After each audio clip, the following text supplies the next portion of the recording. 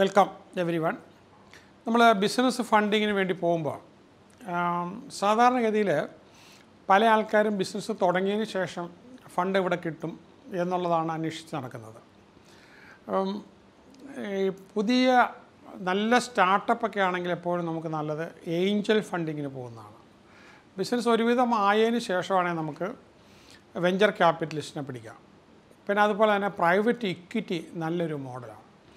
അപ്പം ഞാനിപ്പോൾ ഇത് പറയുന്നെങ്കിലും ഇപ്പോൾ ഇതിനകത്ത് ഈ പറഞ്ഞ 10, 700, 800 എണ്ണം ഞാൻ മെത്തേഡുകൾ പറയുകയല്ല ചെയ്യുന്നത്. ഇത് ശരിക്കും പറഞ്ഞു കഴിഞ്ഞാൽ നമ്മുടെ ദ ബില്യണിയർ മൈൻഡ് സെറ്റ് ലെവൽ 6 ഇപ്പോൾ ലോകത്തിലുള്ള എല്ലാ ഫണ്ടിങ്ങിനെക്കുറിച്ചും 10 വർഷത്തിലധികമായിട്ട് എല്ലാ ലോകത്തിലുള്ള സകല ഫണ്ടിങ്ങിനെക്കുറിച്ചും നമ്മൾ പഠിച്ചിട്ട് നല്ലതുപോലെ റീസെർച്ച് ചെയ്തിട്ട് ഒരു 4-5 PhD ചെയ്യാനുള്ള സാധനമുണ്ട്.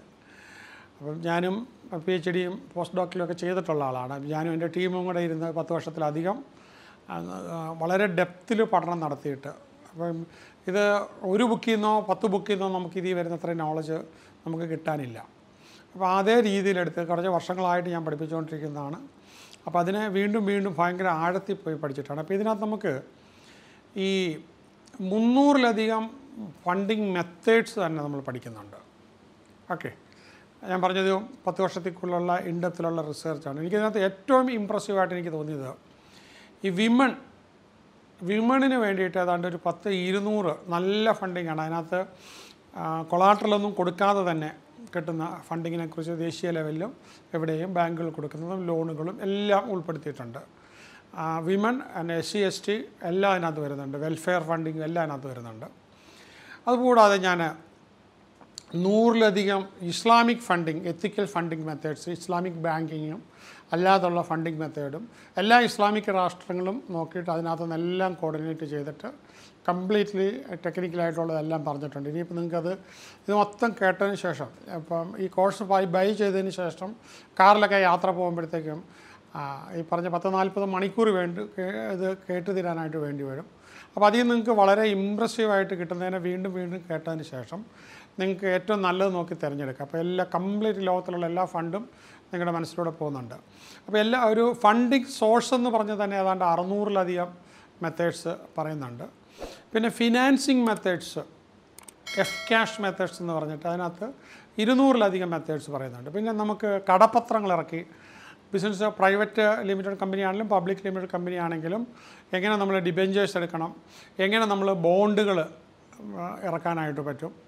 പിന്നെ അതുപോലെ അപ്പോൾ അത് വളരെ വ്യക്തമായിട്ട് ഇൻഡെപ്തിൽ നമ്മൾ കൈകാര്യം ചെയ്തിട്ടുണ്ട്. അതുപോലെ തന്നെ നമുക്ക് ലോൺസ് തന്നെ ഏതാണ്ടൊരു 300-ലധികം വിവിധ ലോണുകൾ. അപ്പോൾ ഓരോ പർപ്പസ് പറഞ്ഞുകൊണ്ടുള്ളതായിരിക്കും. അപ്പോൾ ഇത് പറയുമ്പോൾ ഞാൻ കേരളത്തിലോ ഇന്ത്യയിലോ ഉള്ളത് മാത്രമല്ല, ലോകം മുഴുവനുള്ള ലോൺസിനെ കുറിച്ചാണ്. കാരണം ഇനി നമുക്ക് കേരളത്തെ ഇന്ത്യയെ മാത്രം വെച്ചുകൊണ്ടൊരു ബിസിനസ് ചെയ്യാൻ പറ്റില്ല. നമ്മുടെ മലയാളികൾ ഏതാണ്ട് ഈ 192 രാജ്യങ്ങളിലും മലയാളികൾ ഇപ്പോൾ ഉണ്ട്. അപ്പോൾ അവർക്കൊക്കെ അപ്പോൾ ഇത് വേണ്ടി വരുമ്പോഴത്തേക്ക് ഒറ്റ സോഴ്സിൽ നിന്നും ഫണ്ടിനെക്കുറിച്ച് നിങ്ങളൊരു ഫണ്ടിൻ്റെ കൺസൾട്ടൻറ്റിൻ്റെ അടുത്ത് പോയാലും നിങ്ങളുടെ ആവശ്യം അറിഞ്ഞ് 2-3 ഫണ്ടേ അദ്ദേഹം പറയാൻ ചാൻസ് ഉള്ളൂ. പക്ഷേ ഇവിടെ നമ്മൾ ഇത് ചെയ്യുന്നത് ഈ 1000-ലധികം ഫണ്ടിങ് മെത്തേഡ്സ് മുഴുവനും. അപ്പോൾ അതിനകത്ത് ലോൺസ് മാത്രം 300-ലധികം. അപ്പോൾ traditional funding methods, bank loans. അപ്പോൾ അതിനകത്ത് നമുക്ക് അപ്പോൾ ഈ എന്തൊക്കെ നമുക്ക് പിന്നെ സാധാരണഗതി നമ്മൾ ബിസിനസ്സിൻ്റെ ഫണ്ടിങ് കണ്ടെത്തുമ്പോഴത്തേക്കും പ്രധാനമായിട്ടും വരുന്നത് ബാങ്ക് ലോൺസാണ്. അപ്പോൾ സോഫ്റ്റ് ലോൺസ് ഒരുപാടുണ്ട്. വിമൺ, വീക്കർ സെക്ഷൻസ്, ഇങ്ങനെയൊക്കെ ഉള്ളതിന് പ്രയോറിറ്റി ലോണൊക്കെ ആകുമ്പോഴത്തേക്കും കൊളാട്രൽ ഇല്ലാതെ ഒരു 10-300 ലോൺസെങ്കിലും നമ്മളിതിൽ കൈകാര്യം ചെയ്തിട്ടുണ്ട്, കൊളാട്രൽ ഇല്ലാതെ കിട്ടുന്നത്. അപ്പോൾ ഒരു ലോൺ കിട്ടിയപ്പോൾ നമുക്കൊരു കാര്യം പറയുകയാണ്, വളരെ സിമ്പിളായിട്ട് 10 ലക്ഷം രൂപ മുദ്രയിൽ കിട്ടി. മുദ്ര ലോണിൽ 10 ലക്ഷം രൂപ കിട്ടിക്കഴിഞ്ഞാൽ അവർ നോക്കുന്നത് പറഞ്ഞാൽ നമുക്ക് അതുകൊണ്ട് ക്യാഷ് ഫ്ലോ ഉണ്ടാക്കാനായിട്ട് പറ്റിയിട്ടുണ്ടോ, വർദ്ധിപ്പിക്കാനായിട്ട് പറ്റിയിട്ടുണ്ടോ, ബാങ്കിങ് ഹാബിറ്റ് ഉണ്ടോ.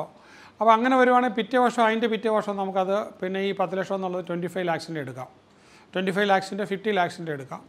അത് കഴിഞ്ഞ് നമ്മൾ ബിസിനസ്സിനെ നമുക്ക് പൂർണ്ണമായിട്ട് നമ്മൾ ഉണ്ടാക്കാനുള്ള കപ്പാസിറ്റിയും കഴിവുകൊണ്ട് ബിസിനസ്സും അത്രയും പോസിബിളാണെന്ന് മനസ്സിലാക്കി കഴിഞ്ഞാൽ നമുക്കത് 2 കോടിയോ 5 കോടിയോ വീണ്ടും കിട്ടാനായിട്ടുള്ള സാധ്യതയുണ്ട്. അപ്പോൾ നമ്മൾ ഈ പ്രൊമോഷൻ കിട്ടിപ്പോകുന്നത് പോലെയാണ് നമുക്ക് അടുത്ത ലെവലിലേക്ക് പോകാം. അത് ഞാനത് വ്യക്തമായിട്ട് അതിനകത്ത് പറഞ്ഞിട്ടുണ്ട്. ഓരോ ഇത് വരുമ്പോഴും ഞാൻ വ്യക്തമായിട്ട് പറഞ്ഞിട്ടുണ്ട്.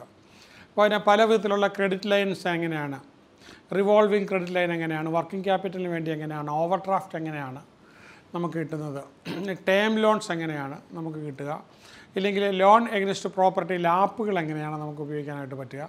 പലരായിട്ട് ചേരുമ്പോഴത്തേക്ക് ഇനി ഒരാൾക്ക് പ്രോപ്പർട്ടി ഉണ്ട്, ഒരാൾക്ക് പ്രോപ്പർട്ടി ഇല്ല, 3 പേർക്ക് പ്രോപ്പർട്ടി ഉണ്ട്, 2 പേർക്ക് പ്രോപ്പർട്ടി ഇല്ല, ഇങ്ങനെ നമുക്ക് എന്നാൽ എങ്ങനെ ചെയ്യാനായിട്ട് പറ്റും. പിന്നെ വർക്കിംഗ് ക്യാപിറ്റൽ ലോണുകളായിട്ട് നമ്മൾ എടുക്കുന്നതിനെക്കുറിച്ച്, ട്രേഡ് ക്രെഡിറ്റുകൾ എടുക്കുന്ന, അപ്പോൾ ഈ കടം കൊടുക്കേണ്ട ആവശ്യമേ ഇല്ല, അല്ലാതെ തന്നെ ബാങ്കുമായിട്ട് കണക്ട് ചെയ്തുകൊണ്ട് നമുക്ക് ഫാക്ടറിങ് ചെയ്യാനായിട്ട് പറ്റും, ബില്ലുകളെ ഇൻവോയ്സ് ചെയ്യാനായിട്ട് കിട്ടും.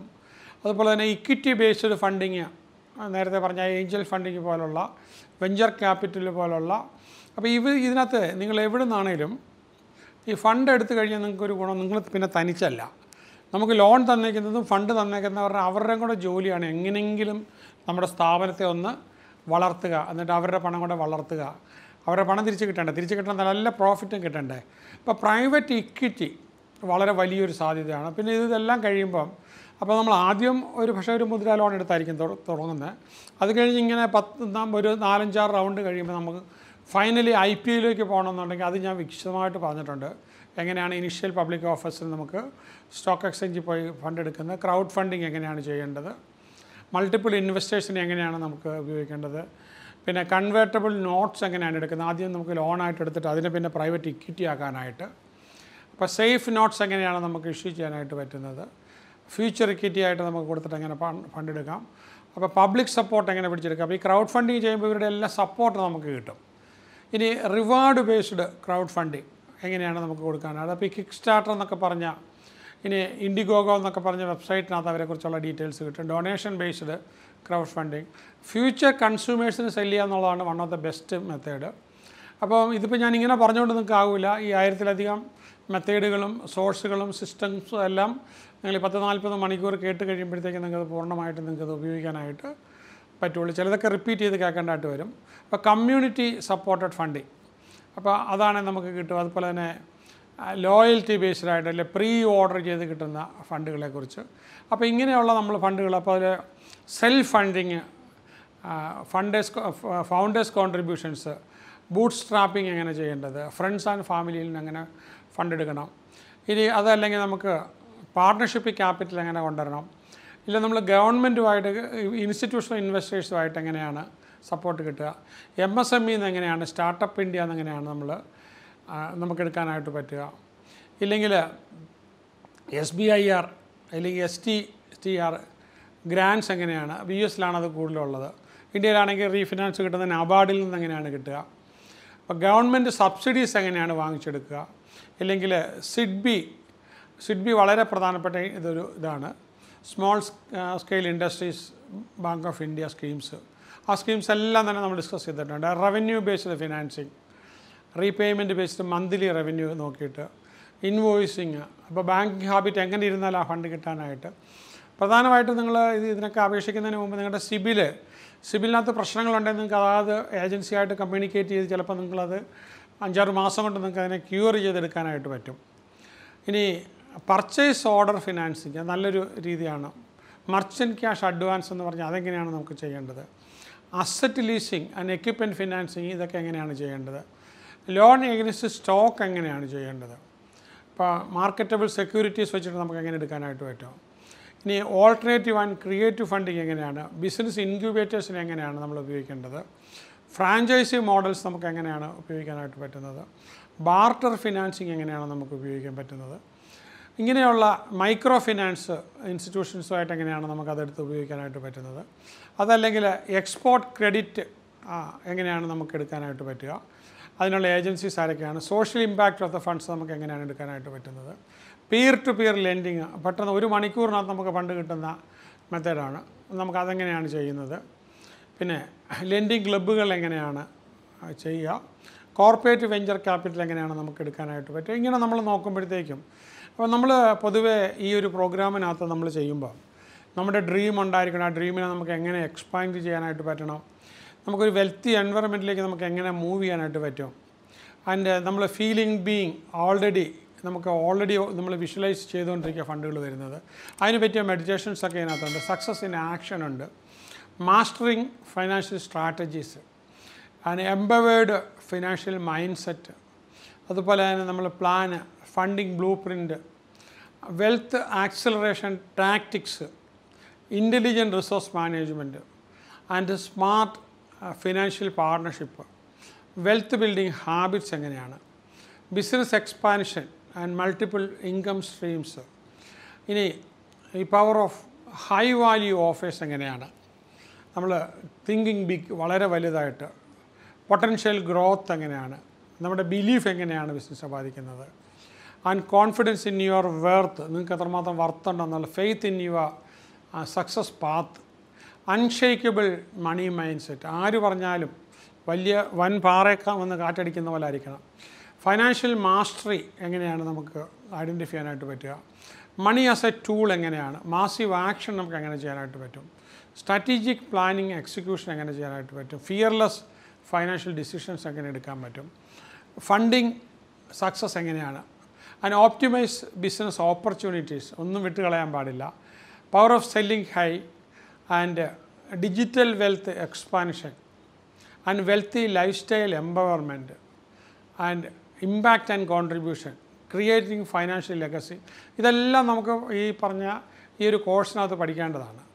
ആബണ്ടൻസ് അട്രാക്ഷൻ എങ്ങനെയാണ്, അതിന് ഡെയിലി വെൽത്ത് ആക്ഷൻസ് എങ്ങനെയാണ്, സെലിബ്രേറ്റിംഗ് ഫൈനാൻഷ്യൽ വിൻസ് എങ്ങനെയാണ്, അതിന് അൺസ്റ്റോപ്പബിൾ മൊമെൻ്റ് എങ്ങനെ ക്രിയേറ്റ് ചെയ്യാനായിട്ട് പറ്റും, ഫിനാൻഷ്യൽ എംപവർമെൻറ്റ് എങ്ങനെ നമുക്ക് ചെയ്യാൻ പറ്റും, ആഫർമേഷൻസ് എങ്ങനെയൊക്കെയാണ് നമുക്ക്, പിന്നെ ഈ വെൽത്ത് ബ്ലോക്സ് ഉണ്ടെങ്കിൽ നമുക്ക് അതിനെ റിലീസ് ചെയ്യാനായിട്ട് അതിനെ നമുക്ക് എങ്ങനെ മാറ്റിയെടുക്കാനായിട്ട് പറ്റും. ഇങ്ങനെ ഭയങ്കര ഒരു കോംപ്രിഹെൻസീവ് പ്രോഗ്രാമാണ് നമുക്ക് ഈ ഒരു BMS 6 ഫണ്ടിങ് മാസ്റ്ററി എന്ന് പറയുന്നത്. അപ്പോൾ ഏതാണ്ട് ഞാൻ പറഞ്ഞു 40 മണിക്കൂറോളം നീണ്ടു നിൽക്കുന്ന 1000-ലധികം ലോകത്തിലെ ഇന്ത്യയിലെ മാത്രമല്ല ഗ്ലോബലി ഉള്ള, അതിനകത്ത് ഒത്തിരി എണ്ണവും നമുക്ക് ഒരു 70-80% നമുക്ക് കേരളത്തിൽ ഉപയോഗിക്കാവുന്നതാണ്. അപ്പോൾ ഇത് നമ്മൾ പഠിക്കുകയും മറ്റുള്ളവർക്ക് പറഞ്ഞു കൊടുക്കുകയും ഒക്കെ ചെയ്ത് നിങ്ങൾക്കൊരു ഫണ്ടിൻ്റെ എക്സ്പെർട്ടാകാം. എന്നിട്ട് നിങ്ങൾക്ക് ഏറ്റവും കൂടുതൽ ഫണ്ട് കിട്ടാനും ടാക്സ് ഒഴിവ് കിട്ടാനും ഒക്കെ ആയിട്ട് ഏറ്റവും ബെനിഫിറ്റ്സ് കിട്ടാൻ പറ്റുന്ന ഒരു ഇതിലേക്ക് നിങ്ങൾക്ക് പോകാം. അല്ലാതെ നമ്മളൊരാളിൻ്റെ അടുത്ത് ഫണ്ടിങ് കൺസൾട്ടൻ്റെ അടുത്ത് പോയി കഴിഞ്ഞാൽ വലിയ ഫീസും കൊടുക്കണം, അതിൽ നമുക്ക് 4-5 എണ്ണം അവർ പറഞ്ഞു തരുള്ളൂ. ഇതാണെങ്കിൽ ലോകത്ത് കിട്ടാവുന്ന എല്ലാം നിങ്ങൾ പഠിക്കുന്നുണ്ട്. ബിസിനസ് തുടങ്ങുന്നതിന് മുമ്പ് പറ്റുമെന്നുണ്ടെങ്കിൽ ഈ ഫണ്ടിങ് മാസ്റ്റർ ചെയ്ത് ഏതിനൊക്കെ നമുക്ക് ഫണ്ട് കിട്ടും, ഫണ്ടിൻ്റെ കാര്യത്തിൽ ഒരു ഉറപ്പ് വരുത്തിയിട്ട് നിങ്ങൾക്ക് പോകാം. ഇത് മതിയാകും. ഇതിന് ശേഷം നിങ്ങൾ ഹൈ ഫണ്ടിങ്ങിന് പോവുകയാണെങ്കിൽ നിങ്ങൾക്കൊരു മാർക്കറ്റ് റീസർച്ച് വേണ്ടി വരും. അതിന് കേരളത്തിൽ പല ഏജൻസീസ് കാണും. അതെങ്ങും ശരിയായില്ലെന്നുണ്ടെങ്കിൽ ലൈഫ് ലൈനിലേക്ക് തന്നെ വരിക. അപ്പം നമുക്ക് അതെങ്ങനെ ചെയ്യാൻ പറ്റുമെന്നുള്ളത് നോക്കാം. അത് കഴിഞ്ഞ് നമുക്കൊരു DPR ഡീറ്റെയിൽഡ് പ്രോജക്റ്റ് റിപ്പോർട്ട് ഉണ്ടാക്കണം. അപ്പോൾ അതും നിങ്ങൾക്ക് പല വഴികളും നോക്കാം. ലാസ്റ്റ് നിങ്ങൾക്ക് ലൈഫ് ലൈനിലേക്ക് വരാം. അതും കഴിഞ്ഞ് നമുക്ക് നല്ല പവർഫുള്ളായിട്ടൊരു പിച്ച് ഡെക്ക് ഉണ്ടാക്കണം. ആ പിച്ച് ഡെക്കുമായിട്ട് നമ്മൾ സമീപിക്കേണ്ടത് എങ്ങനെയാണ് പിച്ച് ചെയ്യേണ്ടത്. അപ്പോൾ അതിന് വേണ്ടിയിട്ട് പ്രത്യേകമായിട്ടുള്ള ട്രെയിനിങ്. അപ്പോൾ ഇതിനകത്ത് ആക്ച്വലി ഇൻഫർമേഷൻ ആൻഡ് നോളജ് എല്ലാം ഇതിനകത്ത് വന്നിട്ടുണ്ട്. ആ പ്രാക്ടിക്കൽ സൈഡ് എനിക്ക് തോന്നുന്നത് നമ്മൾ കുറച്ച് പേര് ഒന്നിച്ച് കൂടിയിട്ട് പിച്ച് ചെയ്ത് ട്രസ്, നമ്മുടെ രീതികൾ, ബിഹേവിയർ, ഇതെല്ലാം നമ്മൾ പിച്ച് ചെയ്ത് കൊണ്ടുവരുന്ന അതിനകത്ത് വെച്ച് പഠിക്കുമായിരിക്കും. അപ്പോൾ എനിക്ക് തോന്നുന്നു presentation skills and 360 degree communication എന്ന് പറഞ്ഞൊരു കോഴ്സ് വരും. അപ്പോൾ ഇത് കഴിഞ്ഞിട്ട് നിങ്ങൾക്ക് അതിനകത്ത് കയറിയാൽ മതി. അപ്പോൾ അതിനകത്ത് ഫണ്ടല്ല പഠിപ്പിക്കുന്നത്, പക്ഷേ ഫണ്ട് എങ്ങനെ ചോദിക്കണം, ഏത് വിധത്തിൽ ചോദിക്കണം എന്നുള്ളത് നിങ്ങൾക്ക് പബ്ലിക് സ്പീക്കിങ്ങും പ്രസൻറ്റേഷനും എല്ലാം കൂടെ കൂടിയിട്ടുള്ളൊരു പ്രോഗ്രാമായിരിക്കും. അത് നിങ്ങൾക്ക് സെപ്പറേറ്റ് ആയിട്ട് പഠിക്കുക. ഇവിടെ നേരത്തെ പറഞ്ഞു വെച്ച് കഴിഞ്ഞാൽ, കാരണം നമ്മൾ ഫിസിക്കൽ ക്ലാസ് വളരെ വളരെ കുറവാണ്. പറഞ്ഞു വെച്ച് കഴിഞ്ഞാൽ നിങ്ങൾക്ക് രജിസ്റ്റർ ചെയ്തിട്ട് കഴിഞ്ഞാൽ നിങ്ങൾക്കത് വരുമ്പോൾ കൃത്യമായിട്ട് വളരെ നേരത്തെ തന്നെ അറിയിപ്പ് കിട്ടും. നിങ്ങൾക്കത് പ്ലാൻ ചെയ്ത് നിങ്ങൾക്ക് വരികയും ചെയ്യാനായിട്ട് പറ്റും. അപ്പോൾ നിങ്ങൾക്ക് ഈ ഒരു ഈ ഫണ്ടിങ് മാസ്റ്ററി BMS 6 നിങ്ങളെടുത്ത്, അപ്പോൾ ഞാൻ പറഞ്ഞല്ലോ അതിന് 1,20,000 നമ്മൾ സാധാരണഗതിയിൽ ഹോട്ടലിൽ വെച്ച് നടത്തുമ്പം ഈ 4 ദിവസത്തേക്കായിട്ട് എക്സ്പെൻസീവാണത്. പക്ഷേ ഇതിനാകുമ്പോഴത്തേക്ക് നിങ്ങൾക്ക് 25,000 വരുന്നുള്ളൂ. നിങ്ങൾക്കത് ഭംഗിയായിട്ട് ചെയ്യാനായിട്ട് പറ്റും. ഞാനുമായിട്ട് വളരെ ചേർന്ന് തൊട്ടടുത്ത് കണ്ടുകൊണ്ട് ഉറങ്ങാൻ പോകുമ്പോഴും രാവിലെ എഴുന്നേൽക്കുകയോ മിഡ് നൈറ്റിൽ എഴുന്നേൽക്കുകയോ യാത്ര പോകുമ്പോഴൊക്കെ നിങ്ങൾക്ക് പഠിച്ച് ഈ 40 മണിക്കൂർ പഠിച്ച് അത് വളരെ ക്ലോസ് ആയിട്ട് നിങ്ങൾക്ക് സ്വായത്തമാക്കാം. ഇതിൽ നിങ്ങൾക്ക് എക്സ്പെർട്ടാകാം. നിങ്ങളുടെ ഫണ്ടിങ് ജേർണി ബിസിനസ്സിനകത്ത് ഒരു കാലത്ത് നിങ്ങൾ ഈ ഫണ്ടിങ്ങിന് ബുദ്ധിമുട്ടുണ്ടാവില്ല ഈ ഒരു കോഴ്സ് പഠിച്ചു കഴിഞ്ഞാൽ. കാരണം 1000-ലധികം മെത്തേഡുകൾ ഞാൻ അതിനകത്ത് പറഞ്ഞേക്കുമല്ലേ. അപ്പോൾ അതുകൊണ്ട് ഫണ്ടിൻ്റെ കാര്യത്തിൽ ലോകത്ത് എവിടെ ആർക്ക് കിട്ടുമെന്ന് അതിന് മുമ്പ് നിങ്ങൾക്ക് കിട്ടാനായിട്ട് ഇത് വേണേൽ നിങ്ങൾക്കൊരു പ്രൊഫഷനായിട്ട് തന്നെ മറ്റുള്ളവർക്ക് ഫണ്ട് ശരിയാക്കി കൊടുക്കുന്നൊരു പ്രൊഫഷനായിട്ടും വേണേൽ നിങ്ങൾക്ക് എടുക്കാം. All the best.